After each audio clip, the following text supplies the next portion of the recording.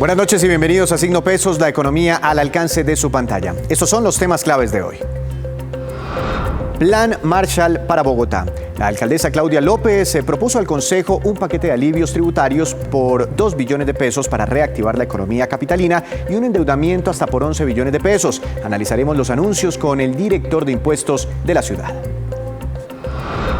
Y la deuda sigue subiendo. El Banco de la República reveló que la deuda externa colombiana ya supera los 145.000 millones de dólares, un nuevo récord histórico. El director de Crédito Público del Ministerio de Hacienda nos explicará lo que esto significa.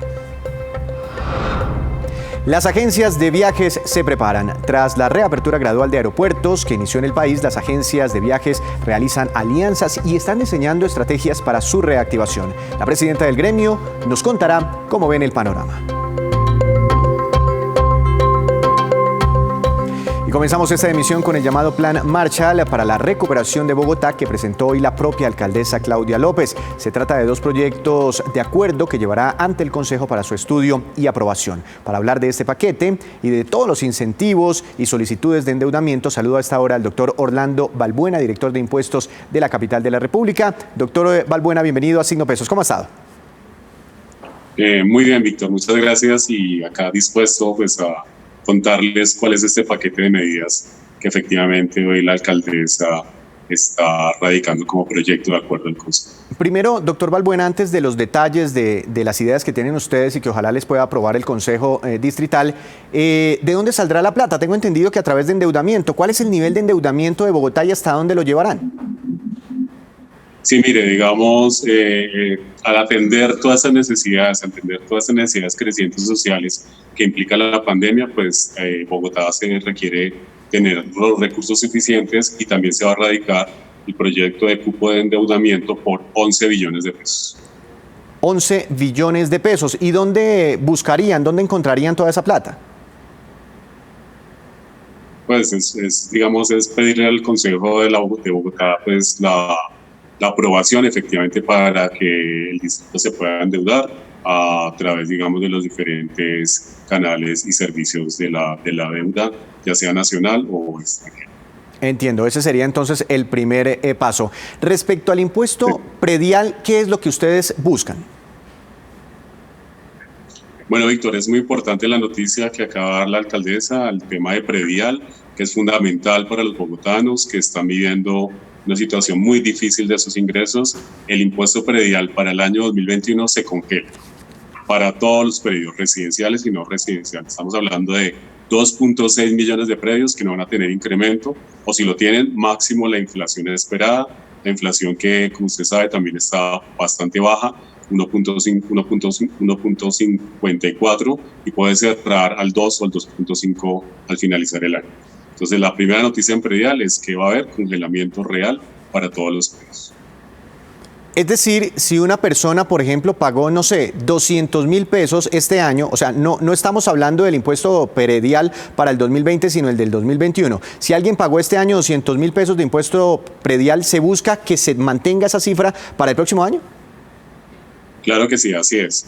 Digamos, todo depende de cómo queden los predios en Bogotá, porque el catastro pues obviamente no va a poder hacer la actualización permanente que se está haciendo en la ciudad, y la base gravable, que es el avalúo catastral, pues se debe actualizar por un índice que se llama IBIUR, que está recogido por la ley 601, y dependiendo de ese ejercicio estadístico, pues también vamos a ver cómo quedan los avalúos. Probablemente en algunas zonas, algunos sectores de la ciudad, pues va a haber disminuciones que obedecen, digamos, a la misma situación, y en ese entorno, pues también podríamos tener un descenso, digamos, menor impuesto predial a pagar. Pero lo que estamos diciendo al Consejo es que por lo menos, hasta tanto no se conozca esa evolución, que va a ser más o menos en noviembre o diciembre, el predial no va a crecer. Y si, digamos, vamos a tener indicadores negativos, pues obviamente la base gravable va a reflejar esas disminuciones que se puedan presentar en los predios. Pero es una labor que va a hacer catastro. Por ahora sabemos que no va a haber crecimiento, porque la norma que llevamos al Consejo así es, digamos, de clara.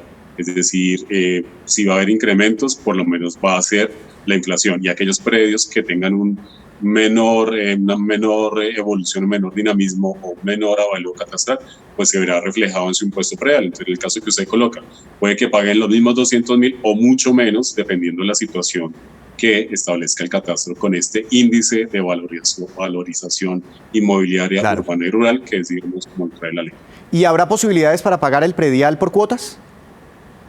Sí, esa es la segunda gran noticia, es decir, de todas formas, sabemos lo difícil de la situación y entonces la administración ha decidido extender el sistema de pago por cuotas tanto para predios residenciales como no residenciales, personas naturales o jurídicas, es decir, se amplía esta facilidad para el año 2021 para aquellas personas, empresas que de todas formas no tengan el efectivo suficiente en un solo momento y lo puedan diferir en 4 cuotas iguales sin interés, es decir, no va a haber ningún costo financiero para poder pagar el impuesto predial del próximo año. Ustedes venían contemplando la posibilidad de quienes tengan los predios más costosos, más altos, es decir, la gente más adinerada, hicieran un porte adicional. ¿Eso ya quedó establecido en este proyecto de la alcaldía? Claro que sí, ahí lo que estamos viendo es la solidaridad precisamente de esas personas que tienen la mayor riqueza representada en los activos. Estamos diciendo que para los predios de más de 1.000 millones de pesos se incremente un punto de la tarifa que está expresada en millas, ¿no? Entonces, digamos, para un rango posiblemente la tarifa es del 10 por 1.000 y se incrementará al 11 por 1.000. Un punto adicional es lo que estamos pidiendo para los predios que más valen en la ciudad y que obviamente pues es una expresión de riqueza y una expresión de solidaridad para poder hacer posible los otros beneficios que trae el proyecto. ¿Qué alivios habría, ya no para personas naturales, sino para las empresas a través de la contribución del impuesto de industria y comercio? Claro que sí, digamos, ahí tenemos un descuento tributario previsto para aquellas empresas que por condiciones de COVID tuvieron disminuidos sus ingresos del año 2020 con relación al 2019. Estamos proponiendo un descuento tributario en el ICA para el año gravable 2021 que va a ser progresivo. Es decir, comienza con el 5% y puede ser al máximo el 15% si esas empresas tuvieron ya sea una disminución en los ingresos del 20%, sería 5% de descuento, y si es mayor al 50%, un descuento equivalente al 15% para el próximo año, y esto también es como un mecanismo de alivio, un mecanismo que le permite financiarse, que permite pagar deudas y que permite apalancar capital de trabajo si así lo requieren los empresarios que salieron más afectados por producto, digamos, de estas medidas de pandemia y COVID-19. Entiendo. Respecto al impuesto vehicular, ¿hay alguna decisión? No, en el impuesto de vehículos, las normas lamentablemente no nos dejan ni siquiera hacerlo por cuotas y obviamente el Ministerio de Transporte es quien hace los avalúos. Ese es un impuesto nacional cedido a los departamentos y municipios y lamentablemente nosotros no tenemos margen de maniobra sobre ese tributo. Depende del gobierno nacional que fija las tarifas y del Ministerio de Transporte que fija la base gravable. Lo que esperamos es que efectivamente siga habiendo pues, disminuciones en la base gravable por efectos, digamos, de la desvalorización de los vehículos, pero particularmente no tenemos potestad sobre este impuesto. Y una última pregunta, doctor Balbuena, ¿cuál es la estrategia de la ciudad para hacer una simplificación en el pago de impuestos en la capital? Mira, ahí viene una medida muy importante, digamos, estamos adoptando la tarifa y el régimen simple de tributación.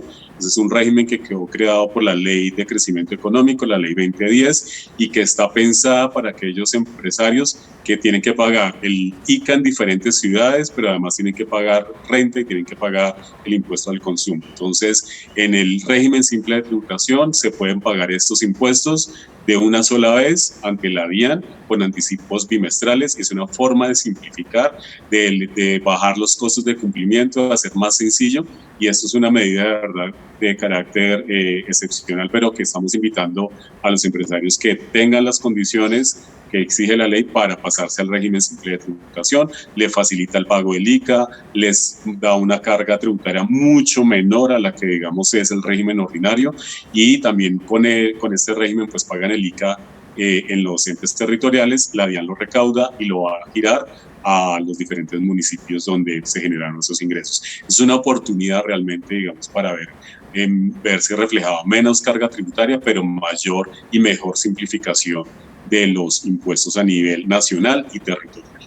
Claro, porque todo esto resulta muy engorroso para los contribuyentes y si es más fácil, pues sería también un alivio, una ayuda. Doctor Balbuena, muchas gracias y que tenga una feliz noche. Víctor, muchas gracias y buenas tardes. Hablando entonces de todas estas medidas puntualmente en la capital de la República. Con esta información hacemos una breve pausa, pero cuando regresemos espere. Las inversiones en nuevos negocios no paran a pesar de la pandemia. Ya llega la movida empresarial con Juan Fernández.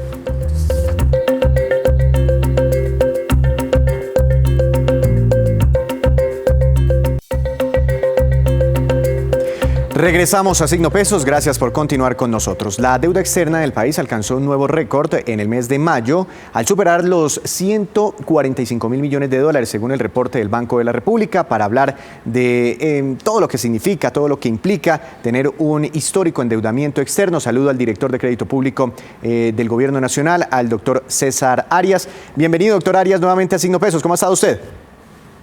Muy bien, muchas gracias, Víctor. Un saludo a usted, a su equipo y a los televidentes. Por primera vez superamos los 145.000 millones de dólares. Yo hacía cálculos pues muy a la ligera, multiplicaba por el dólar y dividía por el número de colombianos. Eso me daba más o menos un equivalente a 10 millones de pesos, así redondeados por colombianos, si tuviéramos que pagar esa deuda externa. En fin, como para dimensionar la cifra. Pero ¿a qué se debe ese incremento? Más de 10.000 millones de dólares en el último año, de mayo a mayo. ¿Solo el Gobierno Nacional se está endeudando o también las empresas? Muchas gracias. Es una pregunta muy importante. Los datos que reporta el Banco de la República no solo comprenden el endeudamiento del gobierno colombiano, sino el de toda la economía nacional. Pues para ponerlo en perspectiva, la deuda externa de Colombia ha alcanzado un nivel de 49% del PIB, casi la mitad de nuestro Producto Interno Bruto. De esa, el 54% es deuda pública, no solo del gobierno, sino también de nuestras empresas en diferentes sectores económicos, y el 46% de ese 49% es por parte del sector privado, de manera que es el agregado de la economía colombiana y no solamente la del gobierno nacional. Entiendo. Doctor Arias, ¿es preocupante ese nivel de endeudamiento solo externo? Porque no estamos aquí contemplando las deudas que adquieren ustedes en el mercado local y en los bancos locales. ¿Ese 50% del PIB de la deuda externa es sostenible todavía? Sin lugar a dudas. Las razones para el endeudamiento yo las dividiría en dos grandes razones. Tanto las empresas públicas como las empresas privadas y el gobierno en este año en particular han visto muy afectados, han visto presiones de gasto y bajas en los ingresos que son compensadas temporalmente por un mayor endeudamiento.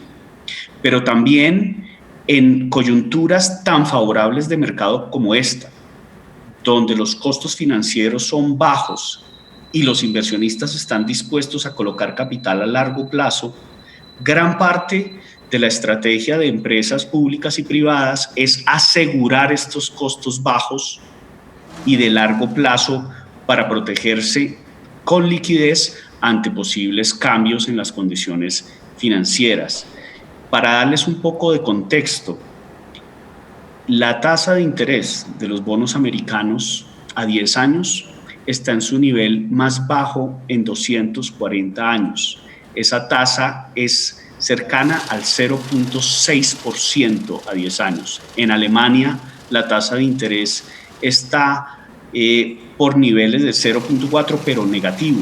Y en el caso colombiano también estamos en unos niveles muy favorables desde la perspectiva histórica. Un bono a 10 años de deuda pública, por ejemplo, está por debajo del 6%. y nuestros bonos a 30 años atados a la inflación tienen una tasa real descontada por inflación cercana a los 3.7%. Claro, es que la tasa de interés a la que le prestan habla muchas cosas de un país. Esa cifra dice tantas cosas de lo que confían o desconfían los mercados de una nación.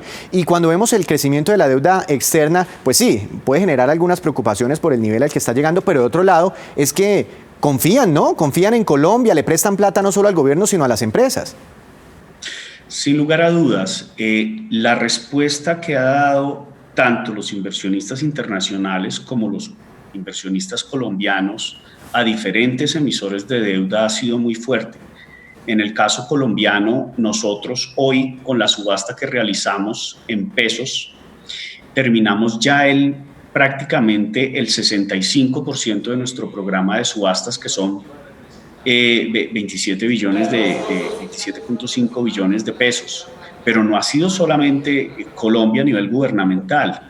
Cito el caso, por ejemplo, del distrito de Bogotá, tuvo una colocación de bonos muy exitosa en el mercado local. Cito el caso también de la empresa de energía de Bogotá, y en el mercado internacional pues ya van varios emisores nuestros como Ecopetrol, como Ocensa, como algunos de los bancos privados del país que han recibido un muy buen acompañamiento de la inversión a tasas competitivas y de largo plazo. Doctor Arias, una última pregunta. ¿Ya tiene usted claro cómo vamos a pagar todas esas deudas, por lo menos estas nuevas deudas adquiridas durante la pandemia? Mira, hay unos 3 o 4 principios que todos los colombianos tenemos que tener muy claros. 1, necesitamos volver a crecer de manera rápida y de manera sostenida. En la medida en que la economía crece más de un 3%, que es su potencial, eso supera los pagos que tenemos que hacer de intereses y nos genera una mejor sostenibilidad de esa trayectoria de deuda. Segundo, hay que aprovechar, los tesoreros de nuestras empresas tienen que aprovechar estas condiciones buenas para fijar esas tasas bajas a largo plazo. Y tercero, hay que ir pensando desde ya en el país un mejor balance entre los ingresos y los gastos que nos permitan ir prepagando esas deudas que tuvimos que tomar en momentos de emergencia. Pues seguiremos hablando de todos estos temas, de la estrategia para pagar ese endeudamiento, tal vez una reforma fiscal. Doctor Arias, feliz noche y gracias por acompañarnos como siempre aquí en Signo Pesos. Con mucho gusto y muy buena noche a todos los televidentes. Gracias. Llega la hora de la movida empresarial, como siempre a esta hora de la noche. Juan Fernández con todos los negocios, lo más importante del día. Juan, ¿qué nos quiere contar hoy? Bienvenido. Víctor, buenas noches. Pese a toda esta coyuntura que ha generado el coronavirus en el detenimiento de los negocios, aparecen casos que llaman la atención de inversionistas que buscan modelos distintos. El de hoy es el caso de Virgilio Barco Isaacson y su administradora de fondos llamada Alive, que invierte en iniciativas de impacto en América Latina como variable de ventaja competitiva y también de sostenibilidad. Barco ha estado por años metido en negocios de banca de inversión y fue, entre otros, director de Invest en Bogotá. Juan, ¿y qué tipo de inversión alcanzó Alive? Víctor, lo que hizo Alive, que tiene sus oficinas aquí en Bogotá, fue recaudar 28 millones de dólares, esos son unos 104 mil millones de pesos más o menos, para un fondo que invierte en lo que denominan empresas innovadoras de crecimiento temprano y con alto impacto social en Colombia y Perú. Esos proyectos se deben enfocar en temas que aborden los desafíos que enfrentan las comunidades de bajos ingresos en agronegocios, ejemplo, productos nutritivos de alta calidad a los mercados locales y nacionales que se abastecen de pequeños y medianos agricultores, educación y acceso al empleo formal, ejemplo, iniciativas de tecnología que brindan capacitación y educación rentable a los adultos jóvenes de América Latina. Y en cuanto a acceso a la energía, con soluciones de energía renovable para comunidades que se encuentran conectadas y no interconectadas a la red eléctrica, como los proyectos de potabilización de agua a través de energía solar y proyectos de electrificación de escuelas rurales y centros de salud. A esas inversiones de capital se suma asistencia técnica y poder participar de una red de contactos. Juan, ¿y ahora quién está detrás de las inversiones de Alive?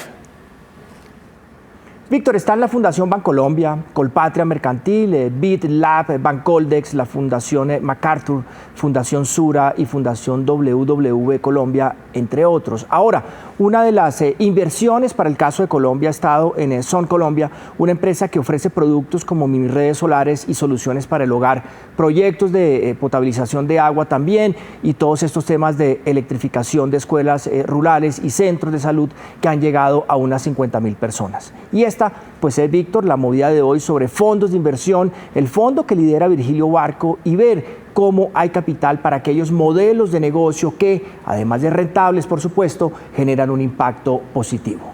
Juan, gracias. Mañana nos vemos con más movidas empresariales. Con esta información hacemos una breve pausa, pero ya les contaremos cuántos negocios han sido cerrados en el país por cuenta de la crisis económica. En segundos, las cifras.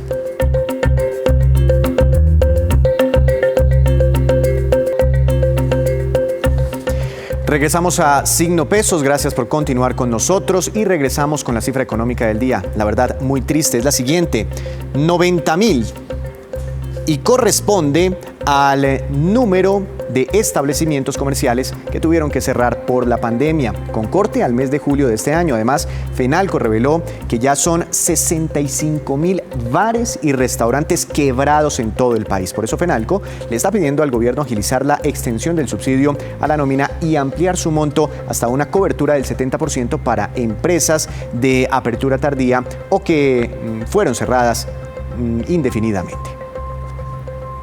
Y tras la aprobación de reapertura gradual de varios aeropuertos en el país, las agencias de viaje se preparan para reiniciar actividades. Doctora Paula Cortés, presidenta de ANATO, buenas noches, bienvenida otra vez a Signo Pesos. ¿Cómo ha estado? Muy bien, Víctor, muchas gracias y un saludo muy especial a todos sus televidentes. Doctora Cortés, pues los he visto por ahí muy activos pensando en cómo reactivar el sector. ¿En qué consiste esa feria virtual en la que ustedes han venido trabajando? Pues precisamente, Víctor, hoy y mañana tenemos dos jornadas muy importantes de un encadenamiento turístico, una rueda virtual que ha impulsado ANATO, donde tenemos ya más de 2.300 citas de negocios entre las agencias de viajes que están en la parte de compradores y la parte de vendedores, pues están todos los actores de la cadena turística como hoteles, parques, empresas de servicios tecnológicos y demás. Y pues realmente para nosotros hoy la experiencia ha sido maravillosa, es nuestra primera feria virtual, un B2B, digamos, entre nuestros actores nuevamente de la cadena y pues realmente vamos a poder tener unos muy buenos paquetes turísticos de todos los destinos de nuestro país. Es que en esta gran oportunidad, porque pues igual toda situación de dificultad también tiene su parte positiva, pues vamos a poder tener en esta feria la oportunidad de sentar a los operadores de los diferentes destinos de nuestro país, de los 32 departamentos, con las agencias de viajes y ofertar todos estos productos turísticos que vamos a posteriormente las agencias de viajes tener en un paquete de cara pues obviamente a la reactivación del sector turístico, que esperamos y confiamos 100% de que arranque de una vez por todas el 1 de septiembre con la conectividad aérea nacional e internacional y la conectividad terrestre. Business to business, es decir, negocios allá entre ustedes, pero eso ¿cómo beneficia, cómo me beneficia a mí que quiero volver a viajar en algún momento? No, pues claro que te va a beneficiar porque después de que tengamos estos paquetes turísticos, la segunda etapa va a ser montar esos paquetes en nuestro portal de todoslosdestinos.com, que es un portal, un marketplace que tiene ANATO, donde están todas las agencias de viajes con sus paquetes turísticos nacionales e internacionales, y obviamente van a poder tener el público final va a tener la oportunidad de hacer la compra de todas estas ofertas que vamos a tener de miras a la compra, digamos, de diciembre, Semana Santa y demás. Doctora Cortés, empiezan a reactivarse ya los aeropuertos, un tema fundamental para ustedes, para las agencias de viajes. ¿Qué expectativas les genera? ¿Cómo creen ustedes que se va a recuperar la demanda? Es decir, las ventas de paquetes turísticos. ¿Qué tan bueno lo ven ustedes desde el sector? Bueno, nosotros consideramos que la reactivación va a ser un poco lenta. Obviamente pues de cara a incentivar nuevamente a ese viajero a que tome sus vacaciones, a que tenga la tranquilidad con los protocolos de bioseguridad que vamos a entregar las agencias de viajes y de todos los de la cadena también de turística. Y pues lo que más necesitamos realmente es tener la fecha fija, concreta, por parte no solamente de los mandatarios locales, sino también del gobierno nacional, de esta reapertura del sector turístico. Lo que no nos puede, o sea, lo peor que nos puede pasar es que luego de ya tener casi 6 meses de inactividad en nuestro sector, no tener una fecha y generarle a ese viajero la incertidumbre que es la que tenemos hoy en día, de poder arrancar y que tengamos que hacer cancelaciones o nuevamente reprogramaciones de viajes de la gente que ya ha comprado para el mes de septiembre, con la disponibilidad que tenemos por parte de las aerolíneas y los paquetes turísticos. Eso sería, pues, digamos, algo de gran preocupación. Entonces creemos y esperamos y estamos trabajando todos de la mano de cara a digamos, a esta reactivación, de la mano, por supuesto, de los alcaldes y de los gobernadores, para que arranquemos el 1 de septiembre, no hablando de pilotos, porque creo que ya el tema de pilotos tiene que pasar, porque los pilotos era para el mes de junio, julio y agosto. El único piloto que tenemos en este momento es Cúcuta, Bucaramanga, y hasta la fecha no tenemos todavía el arranque de los nuevos pilotos que ya fueron aprobados esta semana, de destino de Medellín a varias ciudades de Colombia. Y pues para el mes de septiembre esperamos ya tener nuevamente la apertura de los vuelos nacionales e internacionales y de la conectividad terrestre. Doctora Cortés, una última pregunta. Tengo entendido que acaban de terminar ustedes una reunión con el gobierno nacional. ¿Hay alguna novedad para el sector? Básicamente venimos con reuniones periódicas con los viceministros de todas las áreas de los ministerios y obviamente liderado por nuestro viceministro de Turismo, las aerolíneas y los hoteles, y con nosotros las agencias de viajes, básicamente mirando cómo va a ser esa reapertura, cómo será el ingreso a la a la isla de San Andrés, que como ustedes saben, en la nueva normativa sería obligatorio la prueba de antígenos para llegar a la isla, la cual consideramos nosotros como agencias de viajes que es una medida responsable para poder llevar a los viajeros a este destino, independientemente de que sabemos que en ningún otro país están pidiendo pruebas COVID dentro del mismo país, sino que se está pidiendo con algunos destinos internacionales, pero pues teniendo en cuenta la condición específica de San Andrés, pues creemos que es algo importante, pero esto también lo hemos venido hablando con el viceministro Moscoso de Salud, porque tenemos que tener una certeza y una tranquilidad de que esas pruebas de antígenos sean conseguidas de una manera fácil en el mercado nacional y obviamente con un precio demasiado asequible, teniendo en cuenta, por supuesto, que es un tema de salud pública y que no vaya a generar un impedimento adicional para la gente que quiera viajar y retomar sus actividades turísticas. Doctora Cortés, gracias como siempre, que tenga una feliz noche. Muchísimas gracias. Hablando Hasta entonces luego. del turismo, ahora queremos contarles los indicadores económicos que ustedes siempre deben conocer antes de irse a dormir. ¿Qué sucedió hoy con el dólar? La tasa representativa del mercado, que regirá mañana, será de 3.755 pesos con 61 centavos. Subió 6 pesos con 31 centavos. El petróleo de referencia Brent para Colombia subió 1,84%. Se ubicó en $45 con 32 centavos por barril. El precio interno del café colombiano también subió. Quedó en promedio para mañana a 1.091.000 pesos por carga en las principales cooperativas del país. El índice Colcap de la Bolsa de Valores de Colombia subió 0,65%. La acción más valorizada en línea con la recuperación del petróleo fue Ecopetrol, con una ganancia de 2,77%, y la acción que más cayó fue la del Banco Popular, que tuvo un retroceso de 3,45%.